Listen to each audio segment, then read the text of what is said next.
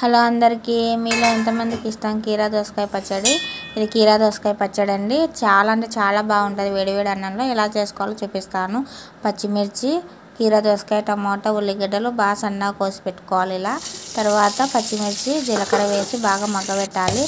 ఇలా చిటపెట్టలు ఆడుతున్నాయి కదా, ఒకసారి కలయి పెట్టి తర్వాత మూత పెడతాము.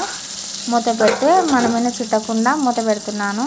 మామూలుగా అయితే మొక్కమని పెడితే ఆ మచ్చలు అలానే ఉంటాయి. తర్వాత టమాటాలు, ఉల్లిగడ్డలు వేసి బాగా కలయబెట్టాలి. ఇలా కలుపుతూనే ఉండాలి సిమ్లో పెట్టి. ఇలా బాగా కలిపిన తర్వాత చూడండి కొంచెం మగ్గినాయి టమాటా, ఉల్లిగడ్డలు. తర్వాత మూత పెడతాము. మూత పెట్టిన తర్వాత తీసి కీరా దోసకాయ ముక్కలు వేసి బాగా కలపాలి. ఇది కూడా సిమ్లోనే మగ్గాలి. ఇలా బాగా కలిపిన తర్వాత కొద్దిసేపు మూత పెడితే తొందరగా మగ్గుతుంది. చూడండి ఇలా మగ్గింది. కొంచెం సాల్ట్ వేస్తే ఇంకా కొంచెం తొందరగా మగ్గుతుంది. కొంచెం సాల్ట్ వేసినాను. ఒకటేసారి అయినా వేసుకోవచ్చు, మళ్ళీ ఇప్పుడైనా వేసుకోవచ్చు. నేను కొద్దిగానే వేసినాను. చూడండి ఇది తొందరగా మగ్గిపోయింది. దీన్ని ఫ్యాన్ కింద చల్లారి పెట్టుకోవాలా. కాసేపు కలయి పెడతాము ఉండండి. దీన్ని ఫ్యాన్ కింద చల్లారి పెట్టుకుంటే మిక్సీ వేడిగా ఉంటే అయినా భంగం అవుతుంది కదా, అందుకు ఫ్యాన్ కింద చల్లారి పెడుతున్నా.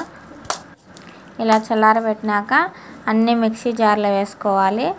మిక్సీ జారు తీద్దు చూడండి. మిక్సీ జార్లో ఇలా వేసి పక్కన పెట్టుకోవాలి. నేను ఆల్రెడీ శనక్కాయ పప్పులు, నూగులు వేయించి పక్కన పెట్టుకున్నాను. అవి కూడా దీంట్లో వేయాలి.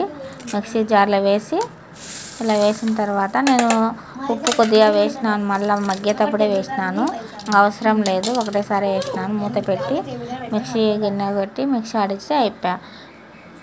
కీరా దోసకాయ పచ్చడి రెడీ. దీన్ని కొంచెము పచ్చి ఉల్లిగడ్డలు ముక్కలు ముక్కలు చేసి కలుపుకొని కొంచెం మళ్ళీ తిరువాత వేసుకొని ఇలా కలిపెట్టుకుంటే రెడీ. నచ్చితే వీడియో లైక్ చేయండి, షేర్ చేయండి, కామెంట్ చేయండి. Okay bye.